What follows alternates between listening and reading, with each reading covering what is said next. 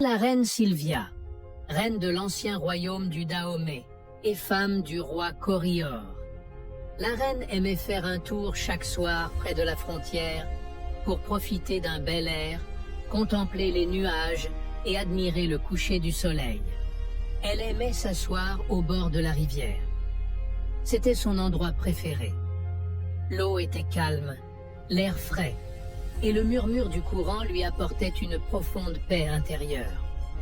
Elle s'y rendait souvent pour réfléchir, se détendre et être seule. Aujourd'hui, elle est venue encore y passer un peu de temps.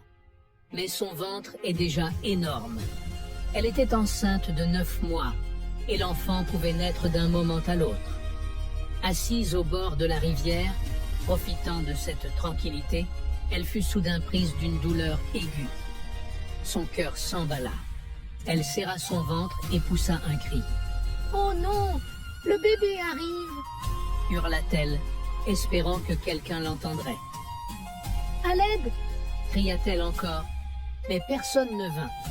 Elle était complètement seule. La douleur empirait, si intense qu'elle pouvait à peine bouger. Elle s'effondra au sol, agrippant son ventre, gémissant et pleurant. C'est là, au bord de la rivière, que la reine Sylvia accoucha de son enfant, seule. Ce fut l'épreuve la plus douloureuse de toute sa vie. La souffrance était insupportable, mais elle y parvint. Enfin, l'enfant sortit. Épuisée mais soulagée, elle reprit son souffle et baissa les yeux vers son bébé, s'attendant à ressentir de la joie et de l'amour. Mais lorsqu'elle vit l'enfant, elle se figea. Ses yeux s'agrandirent et sa bouche s'ouvrit de stupeur. Le bébé était blanc, pas simplement clair de peau, blanc comme la neige. La reine Sylvia n'en croyait pas ses yeux. Elle fixa l'enfant, son esprit tourbillonnant. « Comment est-ce possible ?» murmura-t-elle. Elle avait la peau foncée, le roi aussi. Comment pouvait-elle avoir un bébé blanc? Une peur glaciale lui saisit le cœur. Le roi ne me croira jamais, pensa-t-elle. Il pensera que je l'ai trompé. Des larmes coulèrent sur ses joues, alors qu'elle serrait le bébé contre elle. Qu'est-ce que je vais faire? Qu'est-ce que je vais dire? Le roi Corioor était un homme fier, arrogant et colérique. Il n'était pas tendre. Les gens le craignaient. Personne n'osait le contredire. Même pas la femme la plus proche de son cœur, la reine Sylvia. Si le roi pensait qu'elle l'avait trahi, il la punirait. Il pourrait même la faire exécuter. Jamais il n'accepterait cet enfant. Ses mains tremblaient, tandis qu'elle fixait le bébé. « Je ne peux pas t'emmener au palais », murmura-t-elle, la voix brisée par le chagrin. « Le roi ne te laissera pas vivre. Je n'ai pas le choix. » Le cœur lourd, la reine Sylvia enveloppa le bébé dans un tissu doux. Elle marcha jusqu'au bord de la rivière, les jambes faibles, la poitrine serrée. Elle déposa l'enfant délicatement sur l'eau. Le courant paisible l'emporta lentement. « Je suis désolée, » dit-elle, la voix tremblante. « Je suis tellement désolée. » Des larmes inondaient son visage, tandis qu'elle regardait le bébé s'éloigner, dérivant au fil de l'eau. Mais elle ne pouvait pas rester là. Elle devait agir rapidement. Elle ne pouvait pas rentrer au palais sans grossesse ni enfant. Elle s'essuya les larmes et se faufila discrètement jusqu'à un orphelinat situé à l'extrémité du royaume. À l'orphelinat, une vieille femme l'accueillit. « Je vous en supplie, » dit la reine. « Appelez-moi simplement Sylvia. J'ai besoin d'un bébé. Je vous paierai ce que vous voulez.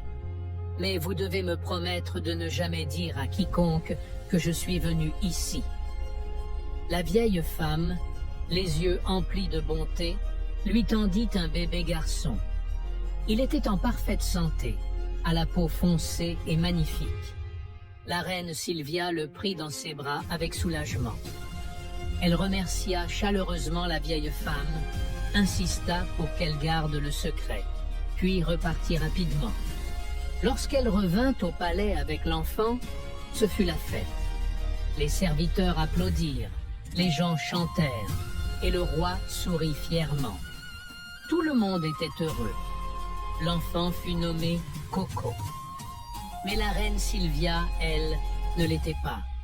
Elle souriait en public, portait le bébé comme une mère aimante, mais en elle, son cœur était lourd. Elle ne cessait de penser au bébé qu'elle avait abandonné dans la rivière. Son secret était bien gardé, pour l'instant. Mais un secret ne reste jamais enfoui éternellement. Un jour, il reviendrait à la surface, et ce jour-là, tout changerait. Pendant que la reine Sylvia quittait la rivière, le bébé qu'elle avait abandonné dérivait toujours. Il pleurait, ses petits cris remplis de détresse, mais sa mère était déjà loin. Bientôt, il commença à couler, ses bras minuscules s'agitant tandis que l'eau montait autour de lui.